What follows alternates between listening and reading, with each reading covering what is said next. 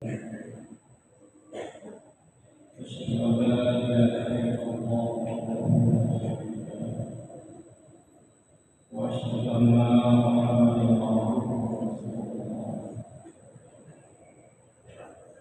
اللهم صل وسلم على سيدنا ومولانا محمد رسول الله وعلى آله وصحبه ومن والاه.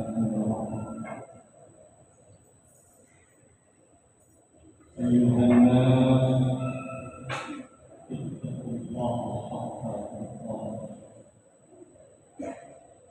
إن الله سبحانه وتعالى قال في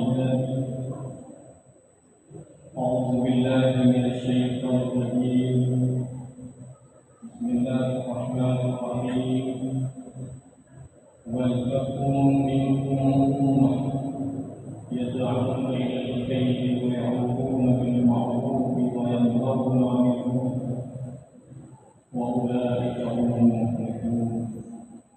صدق الله العظيم وصدق رسوله الكريم ونحن كذلك من الشاكرين والشاكرين والحمد لله رب العالمين. Puji syukur kita kepada Allah Subhanahu wa taala yang senantiasa melimpahkan rahmat dan nikmat kepada kita semua.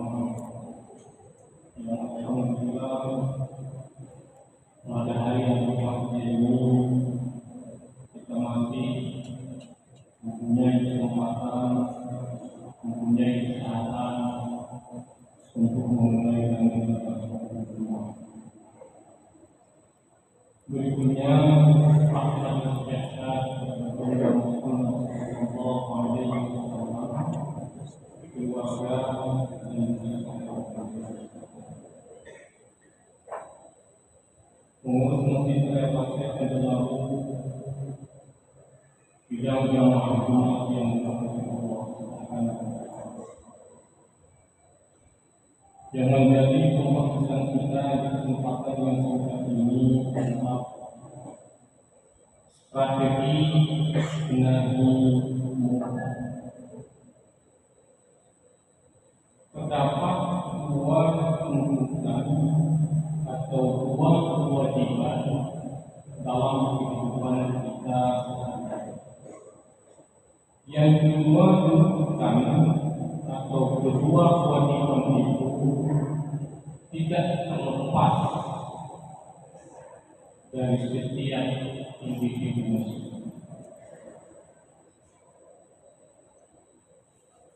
Dua tuntutan atau dua kewajiban tersebut adalah yang pertama amar ma'ruf dan yang kedua nahi munkar. Amar ma'ruf dan nahi munkar selalu disebutkan di dalam Al-Quran atau disebutkan di dalam hadis beriringan. Misalnya di dalam ayat disebutkan waltakum minkum ummah yad'una ilal khair wa ya'muruna bil ma'ruf wa yanhauna 'anil munkar. Selalu setelah disebutkan wa ya'muruna bil ma'ruf diiringi dengan wa yanhauna 'anil munkar. Tidak pernah kita menemukan ya'muruna bil ma'ruf berdiri sendiri wa yanhauna 'anil munkar berdiri sendiri. Tapi selalu disebutkan secara beriringan. Begitu pula dalam hadis. Disebutkan secara beriringan itu sama seperti disebutkan dengan iman dan amal. Kalau kita buka Al-Quran, kita menemukan Allah menyebutkan innal ladzina amanu wa 'amilus shalihat. Selalu setelah disebutkan alladzina amanu diiringi dengan wa 'amilus shalihat. Sampai pada ayat yang terpendek pun kita menemukan hal yang sama. Illal ladzina wa 'amilus shalihat. Tidak pernah alladzina amanu berdiri sendiri dan wa 'amilus shalihat itu berdiri sendiri. Tetapi selalu disebut beringat. Begitu pula amar ma'ruf dan nahi munkar disebutkan secara begitu. Ini menunjukkan bahwa tidak pernah terpisah antara iman dan amal, antara amal ma'ruf dengan nahi munkar. Bahkan tidak sempurna iman seseorang kalau hanya ia melakukan yang ma'ruf sementara yang munkar tidak. Kita boleh saja melakukan zikir dengan zikir apa itu ma'ruf. Dan yang namanya ma'ruf semua orang bisa melakukan. Hari ini kita berkumpul di Masjid Raya Pasar untuk menunaikan ibadah bangun Jumat itu ma'ruf. Lalu kita ini dengan amalan sedekah itu ma'ruf. Semua orang boleh melakukan dengan mudahnya dan dapat dilakukan dengan saja. Tapi tidak sama dengan nahi munkar.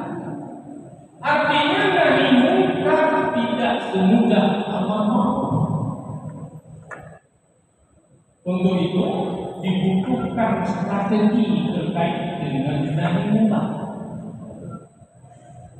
Kalau kita buka literatur Islam, kitab-kitab yang ditinggalkan oleh para ulama, paling sedikit ada 4 strategi nahi munkar itu. Kenapa ulama begitu penting membahas strategi nahi munkar?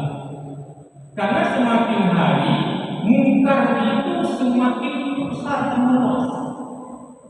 Untuk itu butuh strategi. Kalau dalam kaidah ini at-tariqah ahammu minal maddah. Strategi metode itu lebih penting daripada maddah, daripada substansi.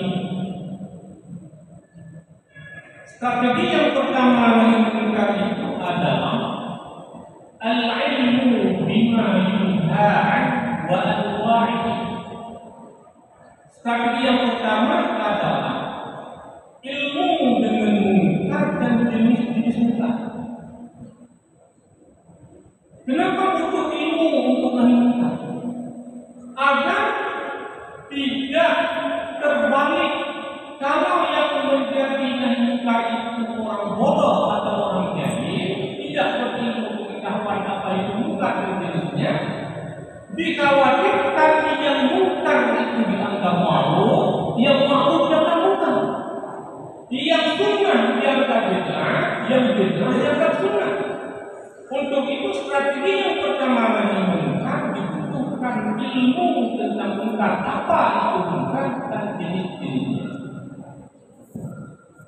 Munkar didefinisikan oleh para ulama kullu ma qabahu syara' wa harramahu wa karrahahu.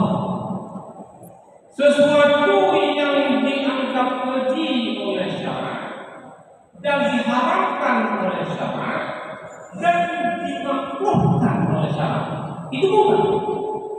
Jadi munkar tidak hanya yang dilarang atau yang haram itu munkar, tetapi yang dijadikan makruh dalam syara' itu munkar. Itu munkar. Lalu jenisnya juga perlu diketahui oleh orang yang ingin melakukan nahi munkar.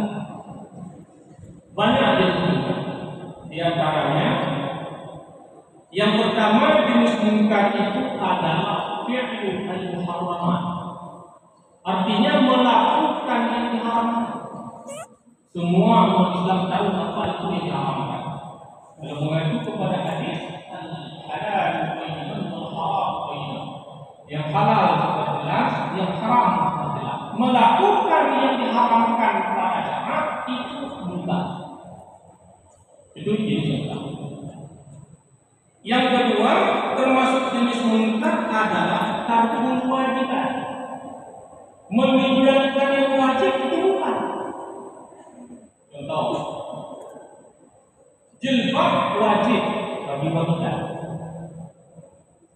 Apabila seorang wanita muslimah tidak memakai jilbab disertai dengan ingkar akan kewajibannya, murtad. Tapi seorang wanita muslimah tidak memakai jilbab tapi tidak mengingkari kewajibannya, itu maksiat. Kalau di negara-negara Arab kita menemukan itu di mobil itu tulis al-hijab wajibun kawajib as-sah. Hijab itu jilbab itu wajib seperti wajib salat. Mana seperti wajib salat?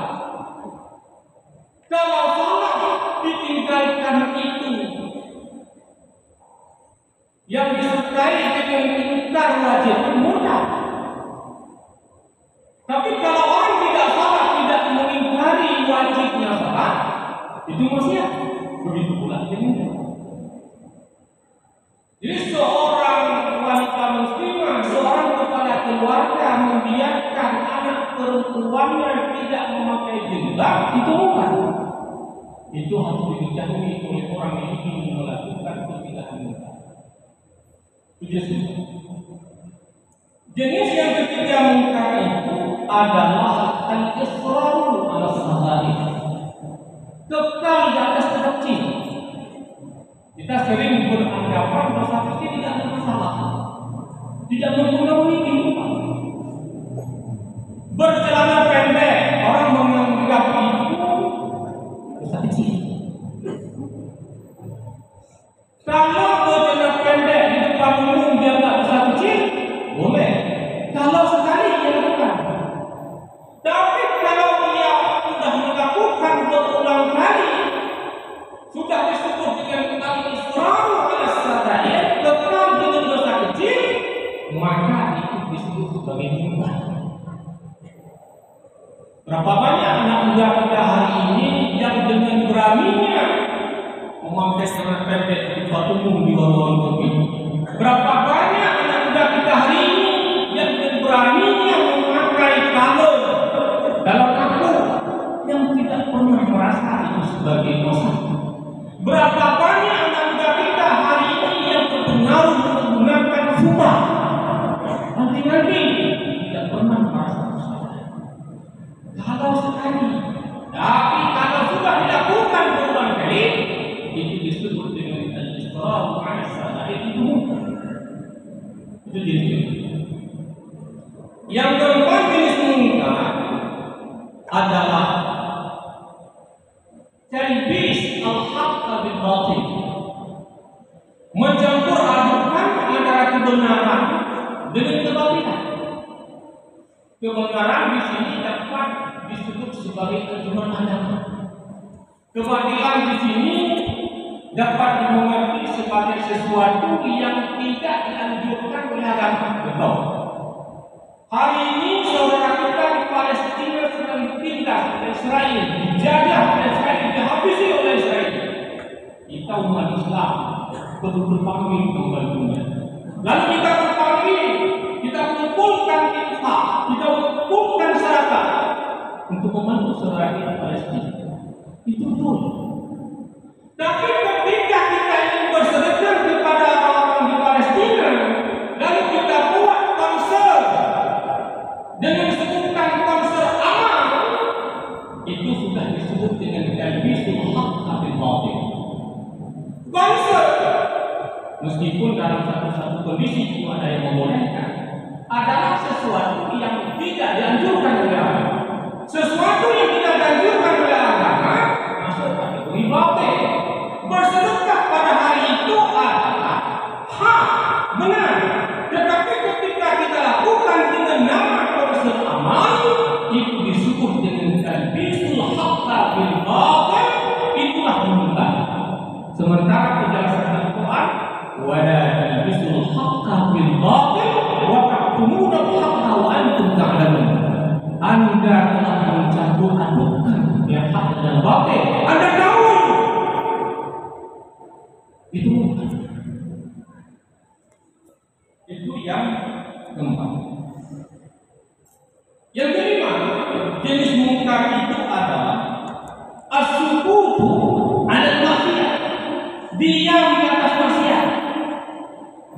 sekitaran kita, di sekitar tempat tinggal kita.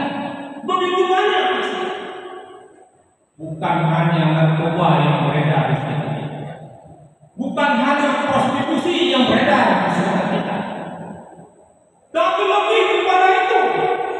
Hari ini muncul begal di Aceh.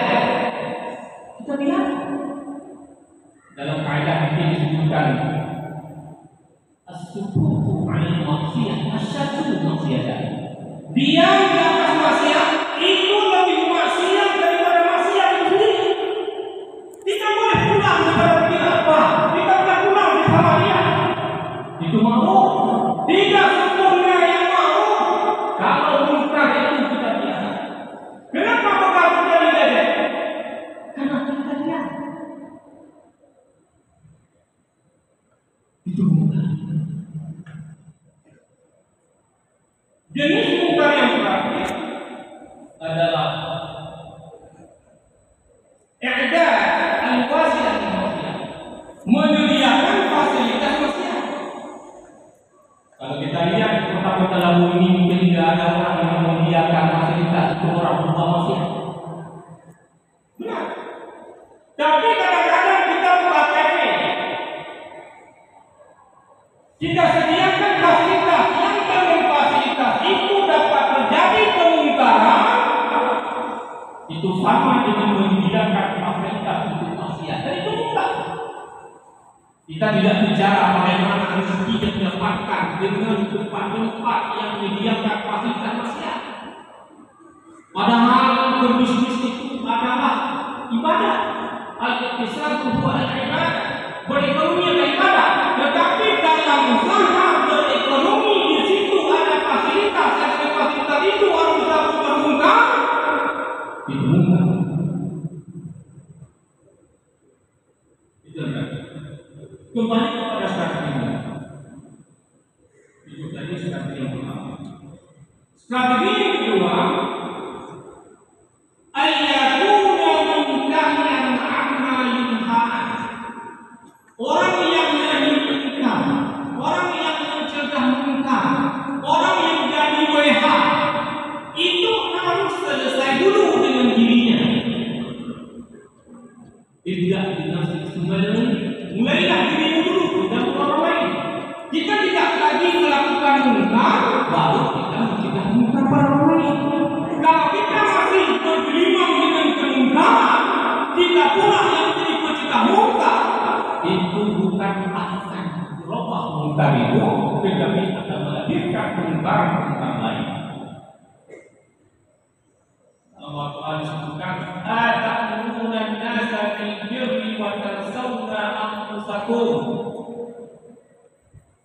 Akankah Anda menyuruh orang lain untuk berbuat baik, selama Anda itu masih melakukan munkar?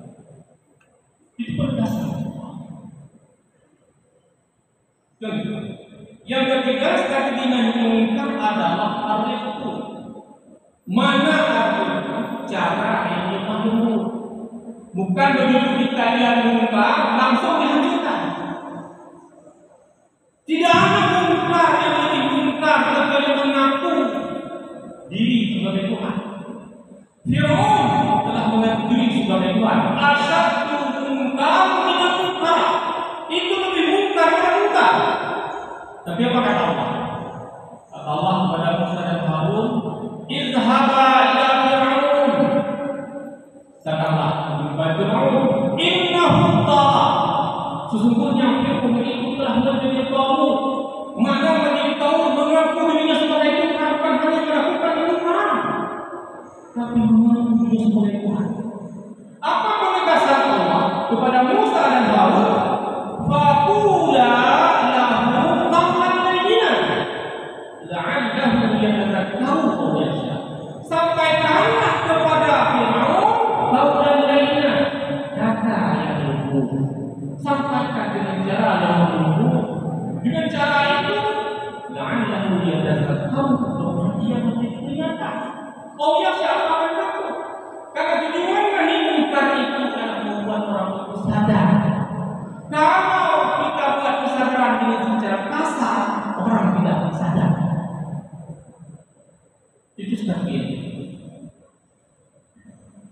Strategi yang keempat adalah sabar. Kenapa perlu sabar?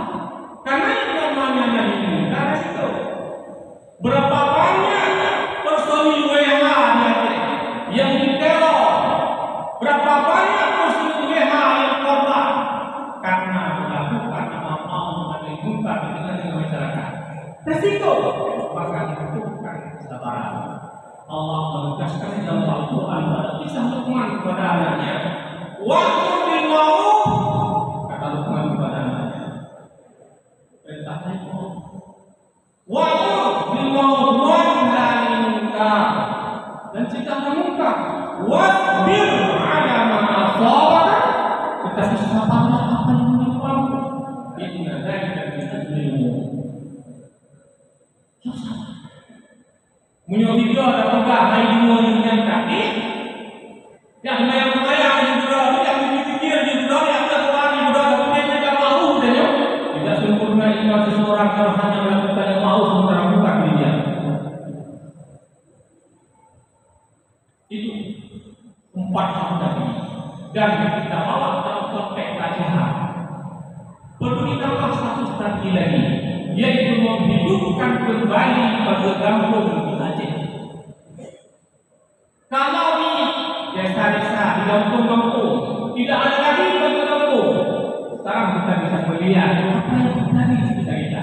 Apakah kita yang membiarkan tempat tinggal kita di sekeliling kita itu penuh dengan kemungkaran?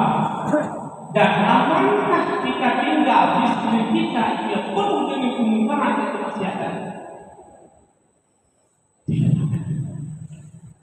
Semoga bermanfaat. Alhamdulillah.